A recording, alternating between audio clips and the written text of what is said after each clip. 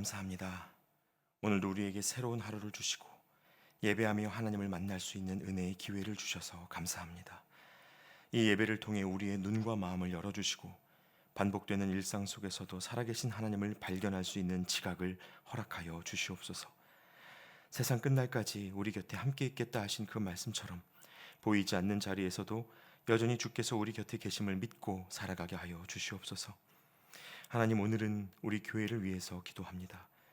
우리가 높은 뜻이라는 이름으로 하나님이 꿈꾸시는 교회, 하나님이 주인 되시는 교회를 소망하며 예배하고 있는데, 우리 교회가 정말 붙들어야 할 사랑과 연합의 가치를 우리가 놓치지 않게 하시고, 우리가 행하는 모든 일들 속에 예수 그리스도의 십자가가 드러나므로 왜 여전히 교회가 세상의 소망인지를 증거하는 하나님의 공동체로 든든히 세워져 갈 수 있도록 도와주시옵소서. 또한 앞으로 교회가 걸어가게 될 중요한 걸음들이 있는데, 하나님, 미래발전위원회와 우리 교회 모든 성도님들에게 하나님의 지혜와 한 마음을 허락하여 주시옵소서.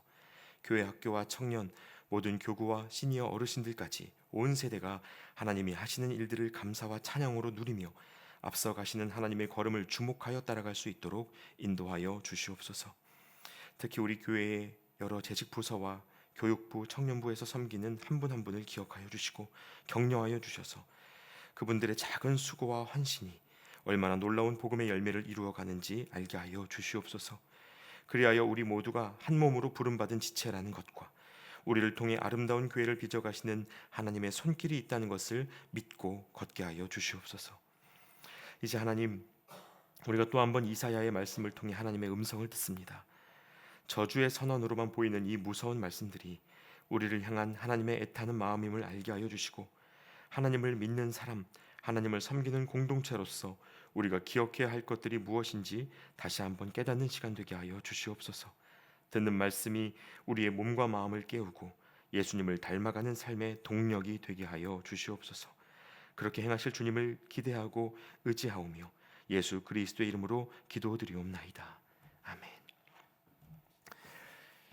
오늘 우리에게 주시는 하나님의 말씀 함께 보겠습니다. 오늘의 말씀은 이사야 5장 18절부터 30절까지의 말씀입니다. 이사야 5장 18절부터 30절까지의 말씀을 한 절씩 교독하시겠습니다.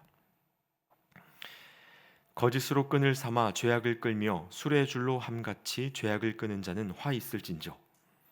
그들이 이르기를 그는 자기의 일을 속속히 이루어 우리에게 보게 할 것이며 이스라엘의 거룩한 이는 자기의 계획을 속히 이루어 우리가 알게 할 것이라 하는도다.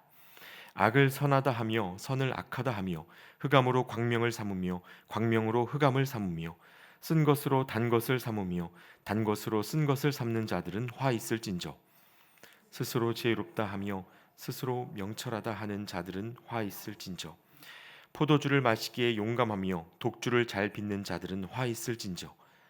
그들은 뇌물로 말미암아 악인을 의롭다 하고 의인에게서 그 공의를 빼앗는도다. 이로 말미암아 불꽃이 그루터기를 삼킴같이 마른 풀이 불 속에 떨어짐같이 그들의 뿌리가 썩겠고 꽃이 티끌처럼 날리리니 그들이 만군의 여호와의 율법을 버리며 이스라엘의 거룩하신 이의 말씀을 멸시하였음이라. 그러므로 여호와께서 자기 백성에게 노를 바라시고 그들 위에 손을 들어 그들을 치신지라. 산들은 진동하며 그들의 시체는 거리 가운데에 분토같이 되었도다. 그럴지라도 그의 노가 돌아서지 아니하였고 그의 손이 여전히 펼쳐져 있느니라. 또 그가 기치를 세우시고 먼 나라들을 불러 땅끝에서부터 자기에게로 오게 하실 것이라. 보라, 그들이 빨리 달려올 것이로되 그 중에 곰핍하여 넘어지는 자도 없을 것이며 조는 자나 자는 자도 없을 것이며 그들의 허리띠는 풀리지 아니하며 그들의 돌매끈은 끊어지지 아니하며 그들의 화살은 날카롭고 모든 활은 당겨졌으며 그들의 말굽은 부싯돌 같고 병거 바퀴는 회오리 바람 같을 것이며 그들의 부르짖음은 암사자 같을 것이요 그들의 소리 지름은 어린 사자들과 같을 것이라. 그들이 부르짖으며 먹이를 움켜 가져가 버려도 건질 자가 없으리로다. 함께 봅니다. 그날에 그들이 바다 물결 소리같이 백성을 향하여 부르짖으리니 사람이 그 땅을 바라보면 흑암과 고난이 있고 빛은 구름에 가려서 어두우리라. 아멘. 할렐루야. 여러분 잘 오셨습니다. 평안히 주무셨죠? 네, 오늘도 함께 예배하는 이 시간을 통해서 우리가 하나님을 깊이 만나고 그분의 마음을 더 가까이 깨닫는 은혜가 여러분 모두에게 있으시기를 소망합니다. 여러분 전 세계 빈곤 문제를 위해서 설립된 NGO 이 옥스팜이라는 단체의 최신 보고서에 따르면 오늘날 전 세계 억만장자들의 부가 2024년 기준 단 1년 만에 16%, 약 2조 달러 급증했다고 합니다. 그리고 그 중에 60%가 어떤 노동이나 혁신이 아니라 상속, 판매 독점, 정경 유착에서 비롯된 것이라고 합니다. 그래서 현재 전 세계 부의 분배 정도를 보시면요, 상위 10%가 전체 부의 76%를 차지하고 있고 절반 이하, 그러니까 전 세계 사람들 중 평균 이하에 해당하는 절반의 사람들이 전 세계 이 부의 2%만을 갖고 있는 실정이라고 합니다. 그런가 하면 UN 세계 식량 계획 WFP의 작년치 추산에 따르면 전 세계의 기아를 종식하는 데 필요한 예산이 연간 약 930억 달러, 우리 돈으로 130조 원이라고 하는데 여러분 이것을 산술적으로 계산해 보면요, 전 세계 인구 80억 명이 하루에 50원씩만 내어도 충분히 해결이 가능한 정도입니다. 물론 이런 방식으로 전 세계 기아 문제를 다루는 데에는 현실적인 한계가 존재하지만요, 분명한 것은 이 빈부 격차와 가난의 문제를 함께 들여다볼 때 참 씁쓸한 마음을 감출 수 없다는 것입니다. 이 두 가지 보고를 옆에 두고 나란히 보시면요, 도대체 우리가 사는 세상이 왜 이렇게 뒤틀려 있는 것일까라는 생각을 저절로 하게 됩니다. 그리고 오늘 함께 읽으신 이 이사야 5장 본문의 배경이 또 바로 그랬습니다. 하나님이 보고자 하셨던 공평과 정의는 온데간데 없고 억눌린 자들의 부르짖음이 가득한 시대였죠. 평범한 사람들이 아무리 열심히 일을 해도 가난의 늪을 스스로 벗어날 수 없는 구조 속에 그들이 살아가고 있었습니다. 그럼 여러분, 하나님은 이 백성들의 모습을 어떤 마음으로 바라보고 계셨을까요? 오늘 본문에서 함께 읽으셨던 것처럼 이사야는 이 당시 사회를 향한 하나님의 진노와 탄식을 이 말씀들을 통해서 전하고자 했습니다. 그리고 하나님의 마음이 한탄 그 자체였다는 사실을 밝히고자 했던 것이죠. 사실 여러분, 최근 우리가 이 심판의 메시지를 반복적으로 묵상하고 있기 때문에 계속해서 같은 말씀을 듣고 생각하기가 좀 버거운 면이 있으실 텐데요. 여러분, 그래도 이 말씀들을 통해서 하나님의 마음을 아프게 하는 우리의 현실 상황에 대해서 조금 더 구체적으로 한번 생각해 보시면 좋을 것 같습니다. 특히 오늘 본문은 하나님의 한탄을 일으킨 이 당시 사회의 타락상을 우리에게 보여주고 있는데, 이것은 하나님께로부터 돌아서는 마음의 단계라고 이해하셔도 괜찮을 것 같습니다. 자, 그럼 순서대로 한번 살펴보실 텐데요. 먼저 이 이사야 시대 남유다인들이 보이던 첫 번째 모습은 하나님을 부인하던 냉소였습니다. 여러분 19절 말씀을 세 번역으로 다시 한번 보시면요, 기껏 한다는 말이 하나님더러 서두르시라고 하여라. 그분이 하고자 하시는 일을 빨리 하시라고 하여라. 그래야 우리가 볼 게 아니냐. 계획을 빨리 이루시라고 하여라. 이스라엘의 거룩하신 분께서 세우신 계획이 빨리 이루어져야 우리가 그것을 알 게 아니냐. 이렇게 되어 있습니다. 여러분, 이 구절은 선지자들로부터 하나님의 심판 계획을 들은 백성들이 그래, 어디 한번 빨리 이루어 보시라고 해라, 빨리 이루셔서 우리가 보게 해봐라, 이렇게 조롱을 하고 있는 장면입니다. 하나님을 전혀 두려워하지 않는 마음의 영적 마비 상태를 보여주는 것이기도 하죠.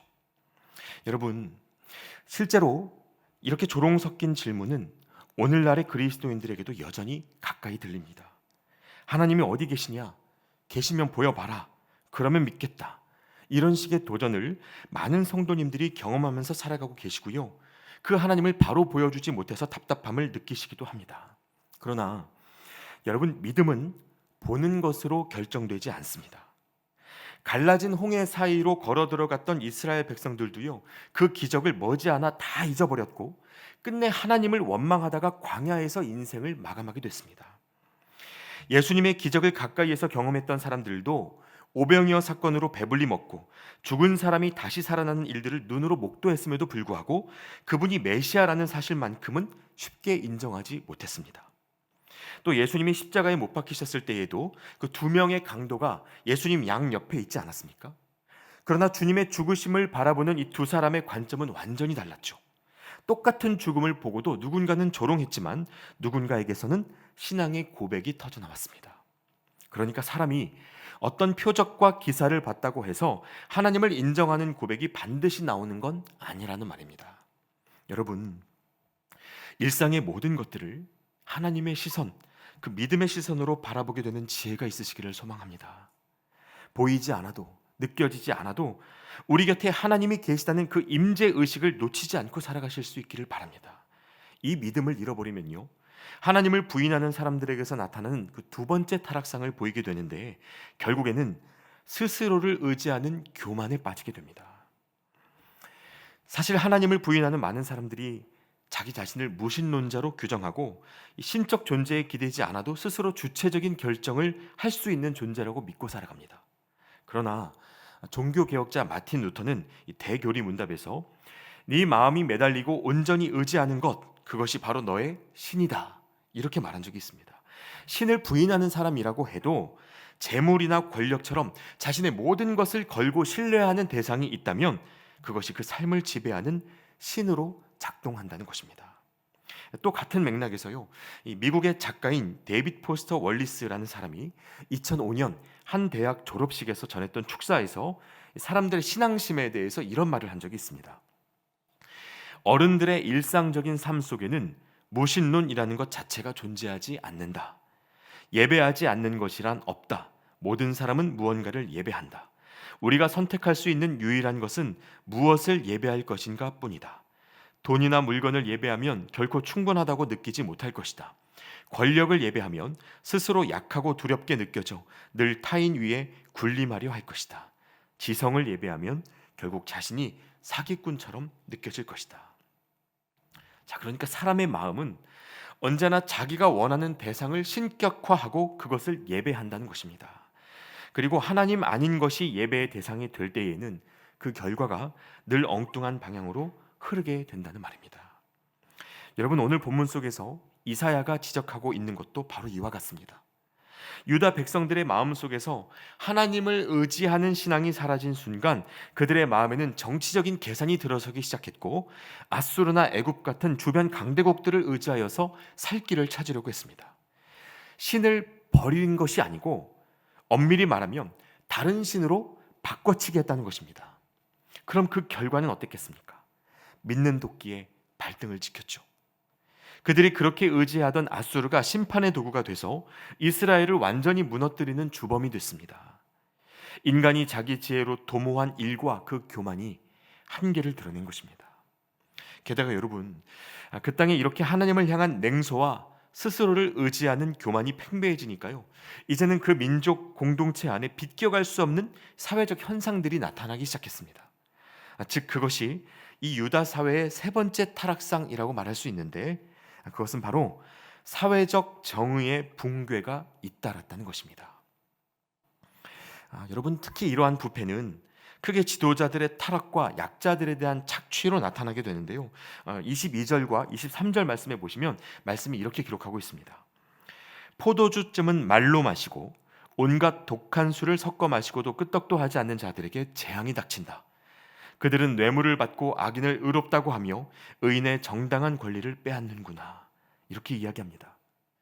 공평과 정의를 지켜내야 할 지도자들이 포도주와 독한 술을 섞어 마셔도 끄떡하지 않을 정도로 술독에 빠진 상태에 있었고요, 심지어 재판을 할 때마다 뇌물을 받고 판결을 왜곡했다는 사실을 이 말씀이 밝히고 있습니다. 당시 사법 시스템의 공정성을 기대조차 할 수 없었다는 것입니다. 여러분, 이렇게 되면요, 힘없는 사람들은 자기 권리를 지킬 수가 없게 됩니다. 그리고 또 한 가지 이런 현상이 더 무서운 이유는 사회가 이런 방향으로 흘러가면 보통의 사람들까지 이러한 불의에 아무렇지 않게 동참하게 된다는 것입니다. 본문 20절 말씀에 보시면 악을 선하다고 하며 선을 악하다고 진단하는 그 시대의 변질에 대해서 이사야 선지자가 고발을 하고 있는데, 여러분, 오늘 우리 사회에서도 그렇지 않습니까? 더 가지려고 하는 탐욕을 열정이나 선한 동기로 포장을 하고 약한 사람들의 부르짖음을 무능력, 민폐로 진단하는 문화가 우리 사회 안에 있습니다. 그러나 여러분, 능력에 따른 이 정당한 부의 축적, 합리적인 시장 논리의 가치를 아무리 내세우더라도 그것으로 소수의 자본 독점과 이 다수 빈곤의 현실을 정당화할 수는 없습니다. 게다가 그런 경제적 가치가 복음과 과연 양립할 수 있는 것인가에 대해서도 우리가 진지하게 고민해 볼 필요가 있습니다. 예를 들어 여러분, 한국 교회가 아주 오랫동안 교회 성장주의에 빠져서 몸집을 키우는 데에 혈안이 되었었지만, 기독교 역사 속에서 교회가 정치 경제적인 힘을 얻었을 때 제대로 된 길을 걸어갔던 예가 별로 없습니다. 초대교회 시절에도 그 성도들이 부활 신앙을 가지고 목숨 걸고 사수하던 신앙이 기독교가 로마의 국교로 승인을 받고 바실리카라고 불리는 대형 건물에서 예배드리기 시작했을 때, 그때부터 중세 교회의 타락이 시작됐습니다. 성직자가 왕과 비슷한 권력을 갖게 되고 여기저기에서 인정받고 박수받는 존재가 될수록 교회가 하나님을 의지하는 대신 자신들의 힘을 지켜내려는 권력 집단으로 전락해버린 역사가 반복되었다는 것입니다. 결국 여러분, 오늘의 이 본문은 오늘날 우리 사회에도 만연한 신앙의 변질을 살피고 돌이키라고 부르시는 하나님의 음성입니다. 우는 사람들과 함께 울지 못하고 타인의 권리를 빼앗는 데에 죄책감조차 느끼지 못하는 사회의 실상이 얼마나 비참한 것인지를 깨닫기 원하시는 하나님의 독촉인 것입니다. 또 여러분, 이러한 하나님의 한탄은 오늘 본문 속에서 아주 특별한 하나의 구절로 압축되어 반복되고 있습니다. 여러분, 그 구절이 뭔지 아시겠습니까? 바로 화 있을진저라는 문구입니다. 어제 오늘 읽은 이사야 5장에만 이 표현이 6번이나 등장하고 있습니다. 그리고 여러분, 이 구절을 히브리어 원어로 보시면요, 호이라는 단어로 되어 있는데 이 단어가 가진 특별한 의미가 있습니다. 이 단어는요, 당시에 죽은 자를 향해 부르는 애가의 탄식이었습니다. 우리로 말하면 곡소리를 할 때 아이고 아이고라고 부르던 전통과 비슷하다고 생각하시면 됩니다. 그러니까 하나님은 자기 백성을 바라보며 단순히 분노하는 재판관으로 계신 것이 아니라 죄로 인해 죽어가는 이들을 바라보며 애도의 노래를 부르고 통곡의 노래를 부르고 계셨다는 것입니다. 그래서 여러분, 우리가 성경을 통해서 하나님의 말씀을 듣고 이 하나님의 심판 선언을 듣게 된다면 이제는 그 분노 속에서 하나님의 진짜 눈물을 보실 수 있어야 합니다. 화 있을진저라는 이 절박한 외침이 단순히 저주의 선언이 아니라 은혜의 초대이자 하나님의 애통임을 기억해야 한다는 것입니다. 사실 오늘날 우리 시대에는 아직도 하나님을 향하여 여전한 냉소, 교만, 불의가 얼마나 가득한지 모릅니다. 하나님의 눈물이 여전히 이 시대를 향하여 쏟아지고 있습니다. 그러나 여러분, 바로 그렇기 때문에 더더욱 저와 여러분이 살아가는 오늘의 삶이 하나님의 눈물을 기억하는 하루가 되셨으면 좋겠습니다. 우리를 사랑하시는 하나님의 눈물이 어디를 향해 있는지, 그리고 그것에 우리가 어떻게 동참할 수 있는지를 살피며 살아가는 은혜가 저와 여러분 모두에게 있으시면 좋겠습니다.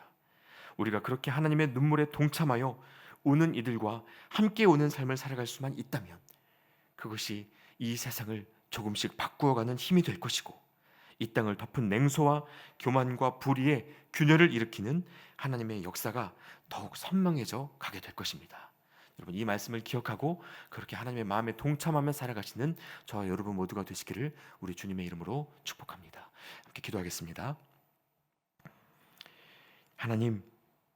하나님을 온전히 신뢰하지 못하는 냉소, 내 힘과 세상 방식으로 살아가 보려는 교만, 그리고 돈과 권력을 쫓아 서로를 돌아보지 못했던 정의의 상실로부터 우리를 자유롭게 하여 주시옵소서.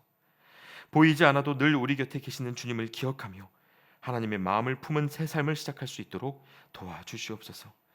그리하여 우는 자들과 함께 울며 세상을 향해 애통의 눈물을 흘리는 하나님의 마음을 오늘 우리가 품고 살게 하여 주시옵소서. 우리를 포기하지 않으시고 사랑하시는 예수 그리스도의 이름으로 기도드리옵나이다. 아멘. 계속해서 함께 기도하시겠습니다.